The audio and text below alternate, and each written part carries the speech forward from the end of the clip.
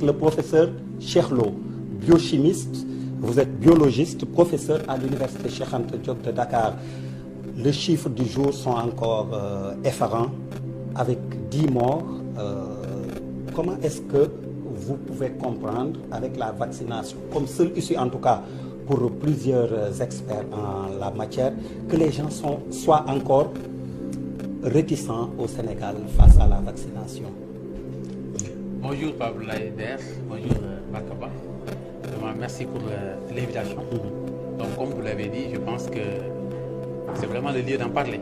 Parce que vraiment c'est le moment de s'inquiéter, je pense, si je peux ainsi dire. Parce que si vous voyez l'évolution de la maladie depuis le début, à un certain moment on pensait qu'il y avait une réduction, on avait atteint même le pic, ce qu'on pensait. Mais aujourd'hui avec ce qu'on voit, on dirait qu'il y a un nouveau pic donc. Donc une maladie qu'on ne comprend pas réellement. Et depuis le début, vraiment ce qu'on aurait souhaité pour cette maladie-là, c'est de trouver un moyen curatif, c'est-à-dire un moyen qui permettrait donc de le soigner, donc pour les patients qui ont déjà eu la maladie. Et si on ne peut pas trouver un moyen curatif, au moins trouver un vaccin. De sorte que ceux qui ont la maladie, si on parvient à les guérir, ils ne contamineront pas les autres. Et ça, il n'y a que le vaccin qui devait être donc la solution. Attendez. Bon, vraiment, on ne s'attendait pas aussi à avoir un vaccin aussi rapide. Ou bien à proposer même des vaccins à ces délais-là. Parce que bon, si on se base sur l'évolution de la médecine, sur la création de vaccins, c'est un processus qui est assez long. Justement, d'où beaucoup de suspicions. Exactement. Ce qui a amené même surtout les suspicions. Sur le monde de ceux qui connaissent même, je dis bien. Je ne parle même pas de ceux qui ne connaissent pas, mais ceux qui connaissent même. Parce que si vous voyez parfois les thèses que vous entendez venant des autres pays, souvent c'est les connaisseurs qui parlent. Donc, d'abord, il te faut un prototype, qu'on appelle un prototype vaccin, que vous allez amener au laboratoire, vous le testez sur le microbe en tant que tel, pour voir est-ce que réellement il y aura des résultats ou pas. Si jamais vous trouvez des résultats, vous demandez une production pharmaceutique sur ce produit-là que vous avez utilisé. Ça peut être un produit issu, donc que vous avez synthétisé vous-même, venant des animaux ou bien venant des végétaux. En tout cas, un produit qui a agi sur le microbe, le virus en tant que tel, et qui a eu des résultats. Si jamais ça a marché, maintenant vous faites les tests sur les animaux. Les tests sur les animaux peuvent prendre parfois des années. Et si ça marche, vous demandez maintenant l'autorisation réglementaire. Et c'est l'autorisation réglementaire qui te permettra de faire des essais sur l'humain en tant que tel. Et si les essais sur l'humain ont eu un pourcentage maintenant qui est le pourcentage attendu, en ce moment-là, vous avez le droit maintenant de demander d'enregistrer votre vaccin et commencer à le produire. Si on se base sur les types de vaccins venant des virus qui ont été produits, je peux dire que celui qui a pris le record d'une production aussi rapide, c'est l'Oréon. On l'a produit en 4 ans. Vous avez vu? Si vous prenez par exemple la poliomyélite, on l'a produit en 7 ans. Le virus rougeole, son vaccin, on l'a produit en 9 ans. Le papillomavirus humain, on a pris 15 ans pour le produire. La varicelle, 34 ans. On est là presque 36 ans à courir pour un vaccin. Pour le sida, on ne l'a pas encore. Et pour le coronavirus, 12 mois, on nous dit qu'il y a une production de vaccins.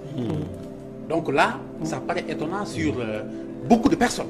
Bon. Oui. Mais justement, comment vaincre ce scepticisme-là de manière très concise et pédagogique, montrer aux sceptiques, à ceux qui ont des doutes, qu'il a été possible de développer ces vaccins salvateurs, on l'espère, en si peu de temps. Voilà. Donc bon, moi je ne dirais pas que on serait là appelé à les conseiller, à leur dire que c'est ça, il faut l'accepter. Mais essayons de leur montrer un peu ce qu'ils ont fait pour produire le vaccin-là. Est-ce que réellement, chacun d'entre eux maintenant sera libre de faire son choix, de dire est-ce que réellement je dois y croire ou bien je ne dois pas y croire. Parce que c'est une logique très développée même qui a été mise sur place. Parce que ce qu'on connaissait des vaccins jusque-là, c'était le virus atténué, vivant. C'est-à-dire on prend le microbe qui est vivant et on l'atténue, c'est-à-dire qu'il n'a plus de force. Et on l'ingère dans l'organisme et l'organisme ne le connaît pas. Il va fabriquer des anticorps pour se battre avec lui alors que l'élément n'a pas de force. Vous le gagnez rapidement et vous avez les anticorps. Les éléments de défense restent dans l'organisme. Ça, c'est la méthode que l'on connaissait. Si tel n'est pas le cas, vous faites ce qu'on appelle le vaccin sous-unitaire. C'est-à-dire quoi? Je ne prends pas le virus en tant que tel, mais je prends ses empreintes, c'est-à-dire la carte d'identité du virus. Si c'était une porte, j'allais dire la serrure. Ce sont les récepteurs ARN. Non, c'est pas encore le matériel génétique même, mais c'est-à-dire c'est les récepteurs qui sont sur le virus là, qui permettent de le reconnaître. Parce que les cellules de notre organisme, chacun d'entre eux a ses récepteurs qui permettent de les connaître, ils se connaissent entre eux. Tout élément qui n'a pas ces récepteurs là, on le considère comme un élément étranger, on va l'attaquer. On prend donc les récepteurs, on les cultive au laboratoire et on les insère au niveau de l'individu. Et l'individu ne les connaît pas, il va fabriquer les anticorps, croyant que c'est un élément qui est dangereux. Les anticorps restent dans l'organisme. Cette méthode-là aussi, on l'utilise. L'autre méthode, c'est quoi? Ce qu'on appelle le vecteur viral. On prend un virus et on fait de sorte que ce virus ne peut plus se multiplier. On ingère le matériel génétique du microbe là-dedans. De sorte que maintenant, les éléments vont l'attaquer, les anticorps, et là aussi, le processus est réussi. On l'a essayé aussi, ça aussi. Mais ce qui est venu nouvellement pour ce vaccin-là, on ne l'a jamais fait. Depuis que le monde est monde en termes de vaccins, on l'a essayé, mais c'est la première fois que l'on a essayé des vaccins à ARN, comme vous le dites, ou ADN. Qu'est-ce que j'appelle l'ARN? Le matériel génétique que nous avons, nous tous, qu'on appelle le patrimoine génétique, c'est de l'ADN. C'est l'ADN qui me permet de fabriquer de l'ARN, et l'ARN donne les protéines. Ce type d'ARN, on l'appelle l'ARN messager, parce qu'il prend le message contenu dans l'ADN de mes cellules. Maintenant, s'il fabrique la protéine, c'est la protéine qui me donne les caractères. Aujourd'hui, chacun d'entre nous, la forme qu'il a, donc de sorte qu'on l'appelle par l'ADN ou tel, c'est grâce aux protéines qui a été fabriquées à partir de ces gènes qu'il a hérité de ses parents. Ça, c'est un mécanisme que l'on comprend. Ils se sont dit maintenant, ce que l'on va faire, c'est quoi? On va essayer de tromper le système. On va fabriquer nous-mêmes notre ARN messager du virus qui est le coronavirus. On va le fabriquer. Et quand on va le fabriquer maintenant, qu'est-ce qu'on va faire? On va l'insérer dans l'organisme. Et l'organisme lui-même va prendre cet ARN messager et va fabriquer la protéine qu'on appelle le coronavirus. Et quand il le fabriquera, les défenseurs de l'organisme l'attaqueront, essaieront de le tuer, et s'ils le tuent, les anticorps resteront dans l'organisme, on dira que l'individu est immunisé. Cette méthode-là, on ne l'a jamais essayée. Et c'est ce que c'est ce que certains BioNTech, ont fait. Ouais. Si vous prenez BioNTech BioNTech, et Pfizer, c'est ce qu'ils ont fait. Si vous prenez Moderna, c'est ce qu'ils ont fait. Ces deux-là, c'est ce qu'ils ont fait. Maintenant, les gens commencent à se poser des questions. Comment on peut prendre de l'ARN, l'insérer dans l'organisme et demander à l'organisme lui-même de fabriquer les virus et demander à l'organisme de fabriquer ses soldats pour l'attaquer. Si jamais les soldats l'attaquent et ne le tuent pas, qu'est-ce qui se passe? ça sera un problème. Parce que là, si le combat n'est pas gagné, ça pose problème. Eux, ils ont fait des tests disant que le pourcentage de réussite qu'ils ont eu est assez élevé. Donc, ils ont le courage de l'essayer sur l'individu humain pour que lui-même, il fabrique le virus coronavirus. C'est-à-dire, on te fait prendre le microbe. Mais tu le fabriques toi-même à partir de l'ARN messager, et ce microbe-là, tu fabriqueras tes anticorps qui vont l'attaquer, et s'il le gagne, tu as les anticorps qui sont en toi. Et ils sont à un taux de réussite de combien? 95%. 94 à 95% Pfizer. Même le Moderna aussi a eu plus de 80%. C'est ce qu'ils ont dit. Donc d'après les résultats qui ont été... Et pour vous, c'est rassurant? Parce que bon, ils ont commencé les essais aux États-Unis, ils ont commencé à insérer, ils ont même vacciné les personnels enseignants, ils ont commencé, et certains corps donc médical, ils ont commencé à les vacciner, ils ont utilisé ce vaccin-là. Alors, et les cas de décès enregistrés en Norvège? Voilà. Vous voyez que... Des personnes du troisième âge, certes, mais quand même, c'est une pour trentaine cela, de décès. c'est pour cela que j'ai dit que la question se posera et on sera obligé de le poser. C'est-à-dire, dès qu'on utilise le génome humain, c'est-à-dire on insère mais plus. il serait bien, si vous le permettez, professeur, de préciser le nombre de décès qui peut alerter, parce que... Une trentaine, il y en a une trentaine sur une population de combien de dizaines de milliers ou de millions qui ont reçu le vaccin. Parce que c'est pour cela... Le risque zéro n'existant nulle part. Est-ce que c'est pas une donne qu'on peut comprendre, qu'il y ait, qu'il y ait malheureusement quelques dégâts collatéraux? Exactement. Ou Même des les personnes vaccins... peut-être souffrant de comorbidité. Exactement. Même les vaccins que nous utilisons tous les jours, il y en a qui souvent posent des dégâts de ce genre-là. Et pourtant, on est habitué à ces vaccins-là. Ça arrive. Le risque zéro, comme il l'a bien dit, n'existe pas. Mais il y a toujours cette question que l'on est obligé de poser. C'est-à-dire, au moment où l'on touche le génome, c'est le matériel génétique qui fabrique la chose. Je me dis, est-ce que tous les individus vivants sur tous les milieux dans le monde où nous sommes ont le même génotype et ont les mêmes capacités de fabriquer les virus? C'est la question qu'on se pose. Nous tous, je pense qu'on a constaté que quand le virus est venu, il a fait plus de dégâts dans certains pays que dans d'autres. Ça, on le sait. C'est pas parce que ces pays n'ont pas de plateau médical sophistiqué ou autres, souvent même c'est eux qui en ont plus. Et pourtant, ce sont eux qui ont souffert plus. Je me dis, pourquoi certains des organismes que l'on peut citer comme les Africains ou autres ont eu plus de chances de résister à ce virus par rapport à d'autres? Ce même mécanisme qui s'est produit, mais c'est fort probable, mais c'est bien possible qu'il se fasse aussi sur la fabrication de ce de cet anticorps-là. Mais justement, par rapport à la résistance des Africains, on touche du bois, jusque-là, est-ce que vous avez, vous, une explication convaincante? Bon, il y a beaucoup d'explications qui ont été proposées. Il y a même beaucoup d'écrits, j'allais dire, même là-dessus, des publications qui ont été faites.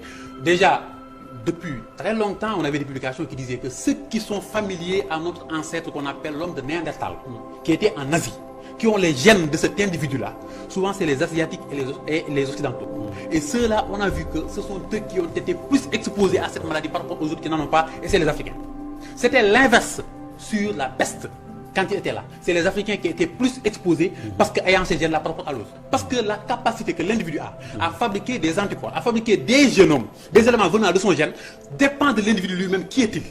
Et qu'est-ce qu'il a comme capacité? Et qu'est-ce qu'il utilise comme élément pour fabriquer? C'est pour cela que je dis que même quand on fabrique un vaccin Pfizer ou Moderna fabriqué aux États-Unis, donc testé sur une population bien donnée, parce qu'ils ont un taux de mortalité très élevé et tout, nous devions avoir notre Pfizer à nous. Je ne sais pas si vous comprenez ce que je veux dire. C'est-à-dire, ce Pfizer-là, testé sur les Blancs et testé sur l'Africain, la réaction que l'on attend, est-ce que ce sera la même chose? Selon vous, qu'est-ce qui nous empêche d'avoir notre Pfizer à nous? Bon, c'est-à-dire... Quels sont les gros obstacles actuellement sur le plan de la recherche scientifique qui font que le Sénégal n'est pas à jour? Bon, je ne dirais pas qu'il n'y a pas de bons chercheurs. Parce que même dans les laboratoires les plus évolués du monde, si vous y allez souvent, vous y trouvez des Sénégalais. Donc les têtes ne manquent pas. Les moyens, n'en parlons pas, nous tous, je pense que nous le savons. Les moyens manquent dans ce pays où nous sommes. Sur le plan de la recherche, sur la production des médicaments et autres. La majeure partie des médicaments que nous utilisons aujourd'hui, c'est des médicaments venant d'autres pays. Et pourtant, même dans ces pays-là, vous y allez, vous voyez que c'est les Sénégalais même qui ont la capacité de le faire. Et si jamais, je vous dis, si on avait installé ici une industrie pharmaceutique qui produit des médicaments appartenant à tel pays européen ou autre, et on recrute des Sénégalais, vous allez les voir faire la chose de façon très facile même. Parce qu'ils ont la capacité de le faire. Donc, là, comme vous le dites, c'est un investissement à faire dans ce domaine-là. Mais qu'est-ce qu'il faut faire pour inverser cette tendance, justement, qu'on ne soit pas éternellement des consommateurs de produits venant d'Occident? Bon, très simple, l'histoire a été très longue. Aujourd'hui, je pense récemment même, on a parlé de Diary Sow. On a dit qu'il était là, meilleur élève du Sénégal. Après son bac, il est où? En France. En France. C'est exactement la même chose qui se passe presque chaque année. Chaque année, tout élève ayant eu le bac, avec la manière, mention bien ou très bien, son rêve premier, c'est quoi? Avoir la bourse et aller à l'étranger. Qu'est-ce qui fait que nos universités ne nous assurent pas des formations réelles qui peuvent nous former les meilleurs de nos générations? Pourquoi on les partit à chaque fois? Mais ces élites-là, imaginez s'ils étaient tous là. Et le malheur payé pour un élève durant toute sa scolarité pendant 13 ans, avec des enseignants et tout, avoir ce résultat-là, et les exporter. Parce que nous tous, la majeure partie d'entre nous, on se plaint quand on rencontre l'histoire de nos ancêtres, quand ils étaient pris par l'esclavage et autres. Mais aujourd'hui, on le fait d'une autre façon. Il faut qu'on l'accepte. C'est-à-dire aujourd'hui, on ne prend plus les hommes musclés pour les faire travailler en Afrique ou bien en Amérique du Sud. Mais aujourd'hui, c'est les têtes que l'on prend.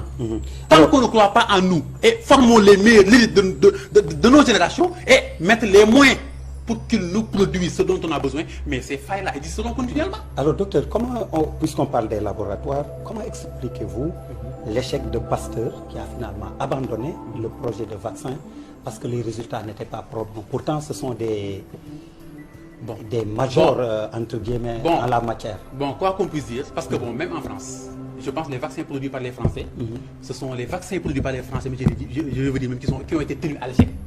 Sanofi et GSK, ce qu'ils ont produit comme vaccin, quand ils ont fait les essais cliniques, ils n'ont pas eu 50% de taux de réussite. Et quand ils n'ont pas eu 50%, le projet est passé officiellement abandonné. Ils ont abandonné. La majeure partie d'entre eux, c'est-à-dire, même Sanofi même a dit qu'ils comptent revenir d'ici la fin de 2021. C'est ça qu'ils ont dit. Eux, ils n'ont pas abandonné. Parce que peut-être aussi avec les résultats qu'il avait proposés, espérant avoir un pourcentage assez élevé, là, ça va. En plus, peut-être aussi, parfois aussi, il y a des contrôles qui sont beaucoup plus profonds que ça.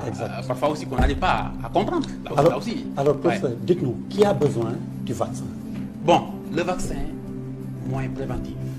Donc, ça dit, c'est pour la prévention contre la maladie. C'est le patient qu'on a testé, je dis bien, dans son organisme. Et on a vu que dans son organisme, lui, il n'a pas le virus. Il ne l'a ni dormant, ni à l'état, donc en train de se multiplier. On peut l'ingérer, donc, le vaccin, si on devait le faire. C'est comme ça qu'on vaccine.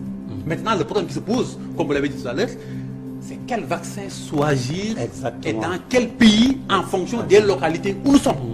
Le vaccin qui est utilisé en permanence aujourd'hui, Pfizer et Moderna, dont vous dites, déjà les conditions d'entretien. Oui, il faut moins 70 degrés. Est-ce qu'on a la logistique? Environ moins 80, moins 70, comme vous le dites, pour Pfizer. Moderna, moins 20 degrés Celsius pour conserver, parce que c'est des ARN et les ARN sont extrêmement fragiles. Et si jamais, durant le transport, vous ne respectez pas ces conditions-là, ce que vous mettez à l'individu, c'est vous qui l'avez appelé le vaccin ARN, mais ce n'est plus le vaccin ARN. Oui, c'est autre chose. En plus, on a cette habitude-là ici au Sénégal. Même les produits alimentaires, quand on les vend venant des pays extérieurs, quand ils viennent, ce que l'on fait, c'est quoi? On vérifie la boîte. Même ceux qui sont calés dans le domaine, ils vérifient la boîte, date de péremption, la composition et tout, point. On a dépassé cette étape-là. On est arrivé à un moment où le produit qu'on te donne, comme ils le font eux, il ne faut pas se limiter sur la couverture. Il faut prendre des échantillons, les amener au laboratoire, vérifier est-ce que réellement ce qui est écrit, c'est réellement ce qui est là-dedans. Alors, professeur, au-delà du choix du vaccin, est-ce qu'il existe actuellement une véritable stratégie pilotée par l'État en ce qui concerne la vaccination, si jamais on devait réceptionner ces vaccins? Bon, là aussi, c'est une question qu'on doit se poser, c'est-à-dire parce que la vaccination aussi, il y a un ensemble de processus qui l'accompagnent. Parce que si vous allez, par exemple, dans les pays qui ont commencé eux, ils ont des outils d'une plateforme informatique, j'allais dire, assez performants. De sorte que les gens qui sont ciblés, si on dit que, par exemple, on cible les personnes médicales, ils s'inscrivent sur la plateforme. Chacun s'inscrit disant que je vais me vacciner à tel hôpital, tel jour. On te prévoit le rendez-vous et on dira que l'hôpital va prendre tant de personnes, par exemple, par jour. Il n'y a pas de... On n'en a pas à se faufiler et autres. Ça, c'est déjà un premier point. Est-ce que nous, on est prêts pour ça? Dans toutes les localités de notre pays. C'est déjà un problème déjà. Et ceci étant, avant de vacciner l'individu, on est obligé de faire des tests de diagnostic sur ce que l'individu véhicule comme maladie. On n'a pas le droit d'injecter le vaccin in subito à n'importe quelle personne sans vérifier qui il est. Dans ces pays-là, chacun d'entre eux a vraiment cette carnet médical où tout ce qu'il a subi, comme donc passage à l'hôpital depuis qu'il est là, a été inscrit là-dessus. De sorte que même si vous allez dans n'importe quel hôpital, il y a ce code que vous donnez qui permet de dire que vous étiez soigné tel jour, tel, voilà ce que vous avez. On sait qui vous êtes et vous pouvez le prendre ou pas. Ceci, sur ce plan-là aussi, ça pose problème. Et si ce n'est pas réglé, on va injecter ce vaccin à des individus, les effets secondaires viendront. Parce que je ne me dirai pas que tous les organismes auront la capacité de l'accepter d'une même façon. Ça, c'est déjà un autre problème. Et ce que je viens de dire, pour l'effectif ici au Sénégal, on sait ce qui se passe. Ce ne serait pas aussi facile. Qu'est-ce qui se passe? Vu les plateaux médicaux que nous avons. Nous le savons nous tous. On est dans un pays où, parfois, tu viens à l'hôpital pour faire l'analyse, on te demande d'attendre 3 mois pour avoir les résultats. Ou bien 1 mois après pour avoir les résultats. Et si on devait vacciner dans ces conditions-là, quand est-ce qu'on allait terminer nous? Mais donc si on vous suit, professeur, dans votre logique, c'est pas rassurant. C'est-à-dire même au cas où on serait capable d'avoir ces vaccins-là, on n'est pas encore prêt pour l'administrer. On n'est pas du tout prêt. La logistique que nous avons ne nous donne pas les conditions qui permettent de réaliser ces vaccins dans les conditions que les autres pays l'ont fait. Parce que nous, peut-être on est en train de copier sur des gens qui ont bien travaillé avant l'arrivée de ceci.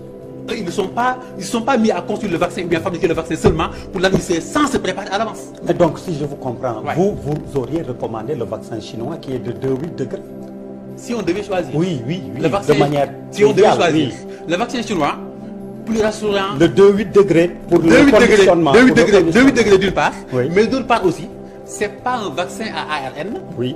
mais c'est le microbe lui-même Oui, qui a atténué. été atténué Comme vous dites, et ouais. qu'on a ingéré au niveau de l'individu pour qu'il fabrique ses anticorps. Ça vous rassure plus? Mais bien sûr, dans la logique que l'on prend, parce Oui. qu'ils ont dit que le pourcentage de réussite qu'il a eu est faible par rapport aux autres. C'est ça qu'ils ont affirmé. Ils ont Oui, dit mais c'est de près de, De près. 80%. de près, Oui, de près. 79, En plus, 80, ouais. vu l'organisme, mais injecter un virus atténué à un individu, il aura forcément la force pour l'éliminer. C'est pas à lui de fabriquer le microbe en tant que tel. C'est le microbe qui est déjà mort. Il va l'attaquer, il va l'éliminer. Il n'y aura pas de conséquences, ça c'est clair. Qu'il réussisse ou pas, là, il n'y a pas de problème. Il y a moins de risques. Mais là où c'est un virus que vous allez fabriquer vous-même vivant, dans votre organisme. N'avez-vous pas peur, professeur, d'être un peu péremptoire par rapport à l'efficacité de tel type de vaccin par rapport à un autre? Bon, l'efficacité des vaccins, comme on l'a toujours dit, nous on peut se fier que sur les chiffres qui ont été produits. Parce que bon, aussi quoi qu'on puisse dire, on se dit que c'est des chercheurs qui ont produit, qui ont fait. Mais là où j'ai toujours le doute, c'est l'efficacité de ce type de vaccin d'une population à une autre. C'est ça mon problème principal. D'une génération à une autre, d'une population à une autre. Parce qu'on ne vit pas dans les mêmes milieux, on n'a pas les mêmes taux de comorbidité et on n'est pas exposé à un même environnement. Et ceux qui me suivent et qui font de la génétique savent très bien que la fabrication d'une protéine à partir de l'ARN messager est souvent accompagnée de mutations. La chose peut changer à tout moment. Et ces facteurs mutagènes-là, souvent c'est les facteurs environnementaux. Les facteurs qui agissent, ça dépend de l'alimentation de l'individu, comment il est nourri, qu'est-ce qui se passe dans son organisme, les gènes, comment ils sont, tout ceci y est. Tout ceci accompagné permettra d'avoir le résultat A ou bien le résultat B en fonction des situations. Et tout ceci doit être pris en compte. Et dans le pays, tel que je le connais, avant d'administrer ceci, ils l'ont testé sur la population dans ces localités qu'ils connaissent pour avoir un résultat qui est bien attendu. Nous ne l'avons pas encore fait. Nous ne l'avons pas encore fait. Ils l'ont fait pour leur population parce qu'ils étaient à un taux très élevé.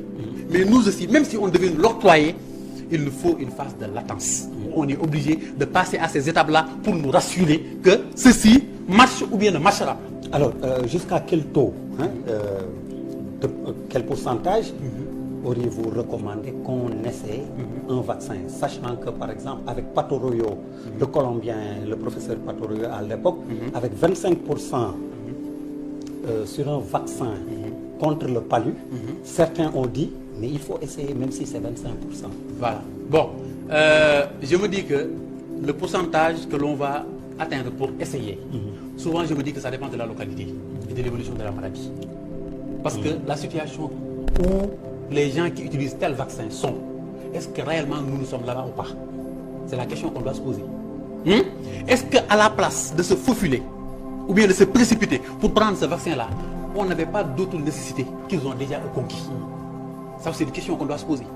Parce que les frigos réfrigérants, donc à grand froid, qui coûtent au minimum le moins 83 millions et quelques, en acheter combien pour tout le Sénégal, c'est déjà un problème. Alors, le coût, le temps est presque le coût d'une vaccination de cette ampleur. Bon, là, nos dirigeants nous disent qu'ils ont dans ce programme qu'on appelle COVAX, donc dirigé par l'OMS, l'OMS, je veux dire, dirigé par l'OMS, je veux dire, l'Organisation mondiale de la santé, et il facilite l'obtention des vaccins dans les pays qui sont sous-développés. De ce fait, on ne nous fixe même pas de prix. Par exemple, les gouvernants, souvent, ils ne nous parlent pas du prix en tant que tel. Ils disent que, par exemple, ils ont cette initiative-là. Ce qui est derrière, souvent aussi, on ne le comprend pas. Et souvent, si tu es aidé par quelqu'un pour obtenir ceci, il fait ton choix, il fait le choix à ta place. Oui. Il risque de faire le choix à ta place. Et ce qu'il te donne, est-ce que c'est réellement ce qui est adapté pour ton pays ou pas? Ça, c'est une question qu'on doit se poser là-dedans. Votre dernière recommandation, si vous en avez une pour bon, le gouvernement? Moi, si j'avais vraiment une recommandation à dire pour cette maladie-là, c'est que l'on continue à essayer de débloquer les moyens pour augmenter notre plateau médical. Pour qu'on puisse faire le maximum de tests et essayer vraiment donc d'éradiquer ou bien donc de soigner ceux qui ont la maladie. Les mesures barrières aussi, on parle de port de masque, mais on sait très bien qu'aujourd'hui la majeure partie des Sénégalais ne le font pas correctement. Et parfois c'est les conditions qui ne le permettent pas. Parce que respirer, rejeter du CO2 qui est le gaz carbonique, et le réabsorber de façon continuelle pendant des heures, c'est pas aussi facile. Ça, on le sait. Donc, parfois, les conditions ne le permettent pas. Aujourd'hui, vous voyez nettement ce qui se passe avec donc, le couvre-feu. À l'heure de la descente, si vous voyez les gens, la façon dont ils rentrent, et les véhicules, la façon dont ils sont remplis, pour que les gens se faufilent à rentrer, moi, je me dis que ça fait partie même de ce qui a augmenté la maladie ces derniers jours-là. Là, je le dis clairement. Parce que si les gens rentraient paisiblement un à un, je me disais que ça allait être même moins apaisé pour le regroupement. Donc le couvre-feu est un facteur aggravant, selon vous? Contre-productif, en tout cas. Quand j'ai observé le premier jour du couvre-feu à la descente, vers 20h30 au niveau de la RTS, les gens rentraient, voyant même la route qui mène vers Liberté 6, des voitures qui ne passaient pas là-bas, des cars rapides, qui se permettaient de prendre des clients et demander 500 francs, là où les clandos prenaient 200 ou autres, pour les clients. Des taxis qui demandaient 3000 francs pour aller à Liberté 6. Les gens se faufilaient, les masques, on les contrôlait même plus. Chacun cherchait comment rentrer. Je me disais que ceci, ça ne fera qu'augmenter la chose. Mais ça ne pourra pas la diminuer. Mais est-ce que vous avez quand même, vous êtes un scientifique, est-ce que c'est juste une observation empirique ou par intuition que vous le dites? Non, c'est-à-dire... Comme vous êtes un scientifique, vous ne pouvez pas dire qu'il y a une incidence sur le couvre-feu si vous ne pouvez pas le prouver. Exactement. Parce que, comme vous le dites, la transmission de la maladie, nous l'avons compris. La maladie se transmet au niveau des ouvertures. Les ouvertures, c'est où? C'est la bouche, c'est au niveau des yeux. Du nez, les yeux. Mais plus on se rapproche, plus on a la chance de le transmettre. Plus on est éloigné, plus on a la chance de ne pas nous transmettre la maladie. Ça, on le sait. Donc, dès que je vois qu'il y a des regroupements fréquents presque dans toutes les villes, dans toutes les localités de Dakar, je me dis que mais il y a lieu de s'inquiéter. Je me suis basé sur cette logique-là pour dire que ceci, si la transmission est toujours, comme on l'avait dit, passant par les voies aériennes et autres, ceci ne pourra